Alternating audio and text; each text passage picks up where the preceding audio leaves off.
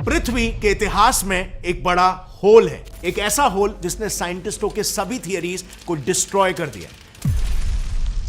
क्योंकि ये देखो, ये सबसे आखिरी यूनिसेलुलर जीव जो आज से करीब 3 बिलियन साल पहले पृथ्वी पर पहली बार दिखा। बट देन इसके बाद जो नेक्स्ट सबसे पुराना जीव हमें मिला है, जिसके होने का एक पुख्ता एविडेंस हमें मिला है, वो मल्टी सेलुलर सी स्पॉन्ज है जो आज से करीब 600 मिलियन साल पुराना है। अब ऑब्वियसली कॉमन सेंस वाली बात है, इन दोनों जीवों के बीच में कई सारे ऐसे जीव होने चाहिए थे जो उस यूनिसेलुलर से मल्टी सेलुलर के बीच के परिवर्तन को दिखा सके। लेकिन कैन यू बिलीव इट, आज मॉडर्न टेक्नोलॉजी होने के बाद भी हम एक ऐसा सिंगल जीव भी नहीं ढूंढ पाए जो इस गैप में परफेक्टली फिट बैठता। यानी कि we have a big problem. पृथ्वी के जीवों के इतिहास का एक बहुत बड़ा हिस्सा गायब है, इतना बड़ा कि पृथ्वी के जमीनी लेयर्स के कॉन्टेक्स्ट में अगर हम इसे कंपेयर करें तो एक माउंट एवरेस्ट जितने लंबे साइज का लेयर पृथ्वी से गायब है। अब ये ऐसा कंपैरिजन आखिर क्यों किया गया? तो देखो, पृथ्वी के इतिहास के बारे में ना अर्थ के सभी लेयर्स को खोद के पता किया जाता है, और वो मैं आपको थोड़ा डिटेल में बताऊंगा कैसे। लेकिन इस गुम हुई हिस्ट्री को अगर आप जियोलॉजिकल स्केल पर नापोगे ना, तो यूं समझ लो एक पूरे माउंट एवरेस्ट के पहाड़ जितना बड़ा हिस्सा अर्थ के लेयर से गायब है। सो अब सवाल यहां पर यह आता है कि अर्थ के हिस्ट्री का इतना बड़ा हिस्सा आखिर गया कहां पे, और क्यों दुनिया भर में अब तक ऐसा एक इंसान नहीं है जो इस मिस्ट्री को पूरी तरीके से डिकोड कर पाया। वेल, इसे समझने के लिए हमें कहानी को शुरुआत से शुरू करना पड़ेगा। 17वीं सेंचुरी में जब इस सवाल का जवाब ढूंढने की कोशिश लोग कर रहे थे कि पृथ्वी की एग्जैक्ट एज आखिर क्या है, उस समय 17वीं सदी में आयरलैंड के एक चर्च के head arc bishop James Osher ने बाइबल में लिखे इवेंट्स को ध्यान में रखते हुए पृथ्वी की एज को 6000 साल बताया था। अब क्योंकि आर्क बिशप ने इस एज को रिलीजियस इवेंट्स के बेसिस पर कैलकुलेट किया था, इसीलिए उस वक्त के सभी लोगों ने इस पर आंख बंद करके भरोसा कर दिया। बाइबल पर लिखी बात कैसे गलत हो सकती है? लेकिन इसे सच मानने वाले लाखों लोगों की भीड़ में एक इंसान ऐसा था जिसे ये एज गलत लग रही थी, और वो थे मॉडर्न जियोलॉजी की नींव रखने वाले Scottish geologist James Hutton. James Hutton का कहना सिंपल था, पृथ्वी की एज 6000 साल हो ही नहीं सकती, क्योंकि उनका यह मानना था कि पृथ्वी पर मौजूद बड़े बड़े स्ट्रक्चर्स जैसे कि माउंटेन्स और ओशन बेड्स को बनने के लिए ही हजारों साल लग जाते हैं, तो आखिर पृथ्वी की एज 6000 साल कैसे हो सकती है? अब क्योंकि हटन आर्क बिशप के खिलाफ जा रहे थे, इसीलिए लोगों ने उनका समाज से बहिष्कार कर दिया, जैसे अक्सर उस समय होता था। गलीलियो के साथ भी यही हुआ था। बट क्यूरियोसिटी का कीड़ा कह लो, लोगों के इस बर्ताव के बाद भी हटन को अपनी थियरी पर पूरा भरोसा था, जिसे उनने बाद में इंपॉर्टेंट सबूत देकर प्रूव भी किया। अपनी बात को साबित करने के लिए वो सॉइल के अलग अलग सैंपल स्टडी करने लगे। इस स्टडी के दौरान उन्होंने ये नोटिस किया कि एटमॉस्फेयर और पानी के कंटीन्यूअस इंटरैक्शंस की वजह से पत्थर धीरे धीरे टूटकर मिट्टी में तब्दील हो रहा है, और वही मिट्टी जब इस तरह से एक दूसरे पर जमा होती है, तब भारी प्रेशर के चलते वो दोबारा पत्थर में तब्दील होती है, जो पूरा प्रोसेस काफी स्लो और टाइम कंज्यूमिंग होता है। अब इससे हटन ने एक बहुत ही इंपॉर्टेंट चीज की डिस्कवरी की। उन्होंने ये डिस्कवर किया कि अलग अलग टाइम पर बनी मिट्टी की लेयर्स हमें उस पर्टिकुलर समय की कहानी बयां करती है। यानी कि क्लियरली हटन की जो मान्यता थी कि बड़े बड़े स्ट्रक्चर्स को बनने के लिए हजारों साल लगते हैं, वो अंत में सही निकला, वो भी एक बड़ी डिस्कवरी के साथ। इन्हीं प्रूफ्स के साथ उन्होंने अपनी इस थियरी को पब्लिश कर दिया, और देखते ही देखते हटन की यह थियरी पूरी दुनिया में फैल गई, जिसे पढ़कर दुनिया भर के ब्रिलियंट माइंड्स को पहली बार दो चीजों के बारे में पता चला। पहला, पृथ्वी के नीचे सॉइल के अलग अलग लेयर्स होते हैं, और दूसरा, हर एक सॉइल का लेयर पृथ्वी के किसी पास्ट पीरियड की कहानी को बयां करता है। इसे हम ऐसे समझ सकते हैं कि पृथ्वी एक लाइब्रेरी है, और उसमें मौजूद हर एक लेयर एक किताब है। अब जैसे कोई हिस्ट्री की किताब पढ़ने पर हमें हिस्ट्री के बारे में पता चलता है, बिल्कुल उसी तरह जैसे हम इन लेयर्स को स्टडी करेंगे, हमें उन लेयर्स में कैद सभी पास्ट इवेंट्स के बारे में पता चलेगा। और इसीलिए पृथ्वी के इतिहास को स्टडी करने के लिए उस समय के रिसर्चर्स ने उसके कई सॉइल लेयर्स को स्टडी करना शुरू किया, और उनका एक मैप बनाया, जिसे उन्होंने geological time scale of earth नाम दिया। अब इस मैप के बनने के कुछ ही साल बाद एक जियोलॉजिस्ट ने यह देखा कि पृथ्वी के लाइब्रेरी में से एक बहुत ही इंपॉर्टेंट बुक तो आखिर मिसिंग है। बिल्कुल वही बुक जिसमें इस बात का, इस प्रोसेस का नॉलेज है जो हमारे मॉडर्न डे साइंटिस्ट लेना चाहते हैं कि कैसे एक यूनिसेलुलर जीव मल्टी सेलुलर जीव में तब्दील हुआ होगा। अब फ्रेंड्स, अगर आप साइंस कम्युनिटी से वास्ता रखते हैं तो आपको पता होगा ये एक साइंस में एक बहुत बड़ी मिस्ट्री है। हमारे पास अभी तक सिर्फ थियरीज है, जो कि एवोल्यूशन थियरी पर बहुत सारे प्रेडिक्शंस हैं, बहुत सारे मॉडल्स हैं जो एवोल्यूशन थियरी को यूज करके प्रेडिक्ट करने की कोशिश करते हैं कि क्या हुआ होगा, बट हमारे पास पक्के प्रमाण नहीं है in terms of hardcore physical evidences. अब ऐसा क्यों है? वेल इंटरेस्टिंगली दो थियरीज है जो इस सवाल का जवाब देने की कोशिश करती है कि क्यों पृथ्वी के इतिहास में इतना बड़ा होल है। And you know what the worst part is, दोनों थियरीज और उसके प्रूफ्स एक दूसरे को कॉन्ट्रडिक्ट करते हैं। तो देखो, हुआ कुछ यूं कि हटन की थियरी पब्लिश होने के बाद उस पर और एविडेंसेस कलेक्ट करने के लिए एक American geologist John Powell America के फेमस ग्रैंड कैनियन में पत्थरों की स्टडी करने लगे, क्योंकि ये एरिया दुनिया के उन कुछ जगहों में से है जहां पर जियोलॉजिस्ट को पृथ्वी के कई अलग अलग रॉक लेयर्स अपनी आंखों के सामने क्लियरली दिखाई देते हैं। तो जब पॉवेल यहाँ के रॉक लेयर्स को स्टडी कर रहे थे, तब उन्हें इनमें से कुछ रॉक्स में एक अजीब सा पैटर्न दिखा। उन्होंने देखा कि निचला रॉक एक वर्टिकल पैटर्न में बना हुआ है, जबकि उसके जस्ट ऊपर वाला रॉक हॉरिजॉन्टल पैटर्न में बना था। अब क्योंकि पॉवेल को हटन की सॉइल लेयर्स वाली थियरी की जानकारी थी, उन्हें पता था कि दो लेयर्स में इतना बड़ा डिफरेंस नेचुरली नहीं आ सकता, और इसीलिए उनके हिसाब से इन दोनों लेयर्स के बीच एक तीसरे लेयर को एग्जिस्ट करना चाहिए था, जो इन दोनों लेयर्स के ओरिएंटेशन के बीच इस तरह एक ट्रांजिशन का काम करता। तो अपने इस डाउट को वेरीफाई करने के लिए उन्होंने दोनों रॉक लेयर्स की डेटिंग की एंड ही वाज शॉक्ड। उन्हें पता चला कि ऊपर वाला रॉक लेयर 550 मिलियन साल पहले कैम्ब्रियन एरा में बना था, और वहीं पर नीचे वाला रॉक 1.7 बिलियन साल पहले प्रोटेरोजोइक एरा में बना था। यानी कि उन दोनों लेयर्स में 1.2 बिलियन सालों का गैप था। लेकिन आखिर कैसे?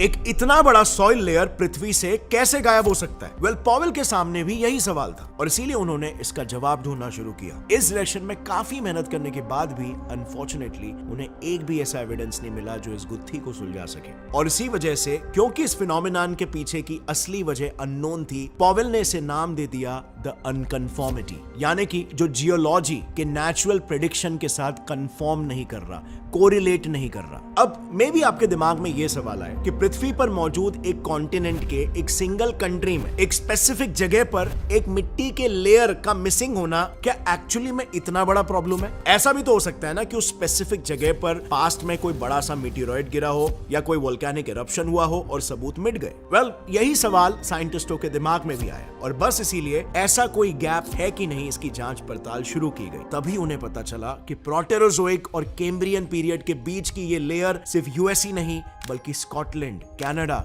ब्राजील और ऑस्ट्रेलिया, यानी कि ऑलमोस्ट सभी कॉन्टिनेंट्स के नीचे से गायब है। सो यहाँ पर बात एकदम साफ थी, ये ग्लोबल फिनोमिनन है, और जब इस फिनोमिनन के ग्लोबल होने की घोषणा कर दी गई, तब इसके नाम को अपडेट कर दिया और उसका नया नाम रखा गया द ग्रेट अनकन्फॉर्मिटी। इसका मतलब पूरी दुनिया में प्रोटेरोजोइक और कैम्ब्रियन पीरियड के बीच के 1.2 बिलियन साल हमारे पृथ्वी के इतिहास से हमेशा हमेशा के लिए मिट गए हैं। पर आखिर कैसे? वेल, एक पॉसिबल थियरी ये कहती है कि इस 1.2 बिलियन साल के उस गैप के दौरान पृथ्वी एक स्नोबॉल की तरह थी, और इसीलिए उस समय की बर्फ के पिघलने की वजह से आज बीच की लेयर गायब है। दरअसल जब जियोलॉजिस्ट ने उन दोनों लेयर्स को स्टडी करना शुरू किया, तभी उन्हें उस बड़े होल के करीब ऐसे काले सीमेंट जैसे रॉक्स के लेयर्स नजर आए। अब ऐसे काले लेयर्स मोस्टली टेक्टोनिक एक्टिविटीज की वजह से ही होते हैं, और इसीलिए उस वक्त कोई टेक्टोनिक एक्टिविटी हुई है या नहीं, उसे वेरीफाई करने के लिए जियोलॉजिस्ट ने उस समय की प्लेट टेक्टोनिक्स के डेटा को स्टडी किया। इस स्टडी में उन्होंने देखा करीब 1.3 बिलियन साल पहले जब पृथ्वी के इतिहास में ये होल बनना शुरू हुआ था, तभी पृथ्वी की हालत कुछ ऐसी थी। उस समय पृथ्वी पर बस सिर्फ एक ही सुपर कॉन्टिनेंट मौजूद था, रोडिनिया, जो जस्ट टूटना शुरू हुआ था। उसके टूटने की वजह से पृथ्वी के अंदर बसा मैग्मा लावा के रूप में सरफेस से बाहर निकला और काले रॉक्स के रूप में सोलिडिफाई हो गया।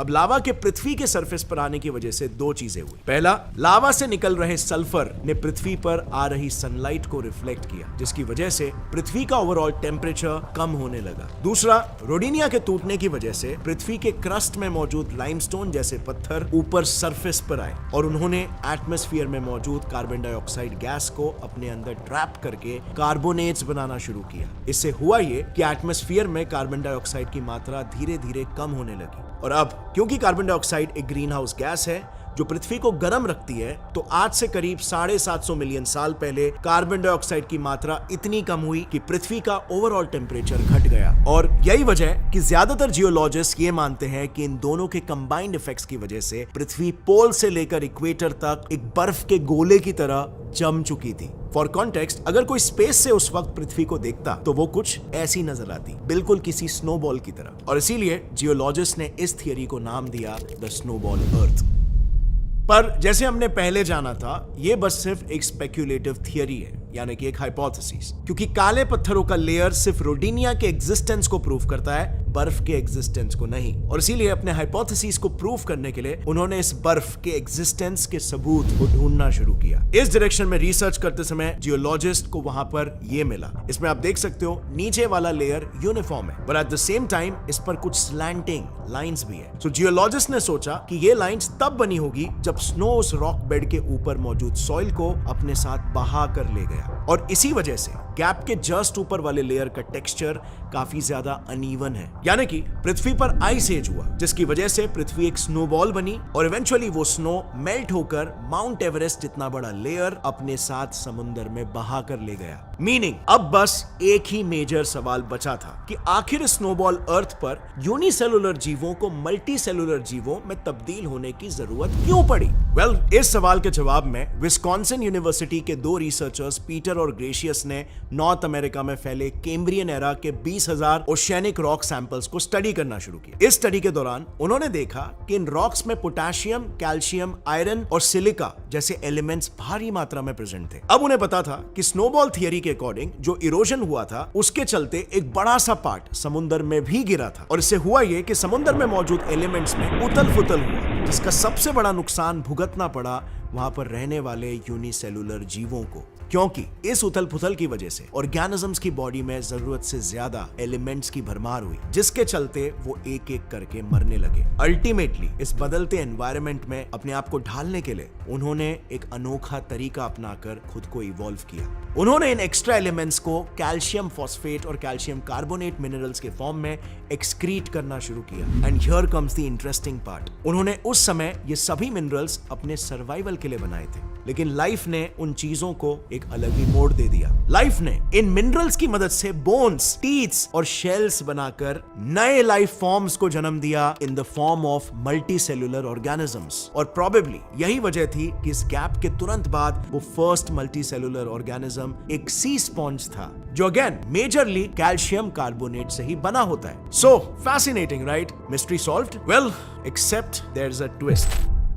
एक दूसरे स्टडी के अनुसार स्नोबॉल अर्थ कभी बना ही नहीं हो सकता है। यूनिवर्सिटी ऑफ रॉचेस्टर के साइंटिस्ट्स जब अर्थ की मैग्नेटिक फील्ड के डेटा को स्टडी कर रहे थे तो एक दूसरा एंगल निकल कर आया। उन्होंने देखा कि पृथ्वी के इतिहास में होल के बनने के जस्ट पहले उसकी मैग्नेटिक फील्ड की स्ट्रेंथ आज के कंपैरिजन में 90% कम हो गई थी। और जैसे कि हम जानते हैं, पृथ्वी की मैग्नेटिक फील्ड ही उसे सन से आ रहे हार्मफुल रेडिएशन से बचाती है, और अगर मैग्नेटिक फील्ड वीक हो गई तो पृथ्वी पर सन से आ रहे रेडिएशन की बारिश शुरू हो जाएगी और आइस एज बनना पॉसिबल नहीं हो सकता। और यही वजह है कि स्नोबॉल अर्थ एक नियर टू परफेक्ट एक्सप्लेनेशन देने के बावजूद भी एक कंप्लीट थियरी नहीं है। एक ही समय पर पृथ्वी पर आइस एज और सोलर रेडिएशंस की बारिश दोनों कैसे मुमकिन हो सकता है? So again, yes, we are back to square one, जैसे साइंस में अक्सर होता है, but now with fresh new ideas and fresh new perspectives. पृथ्वी के अंदर से एक इतने बड़े लेयर का गायब होना अभी भी एक मिस्ट्री है,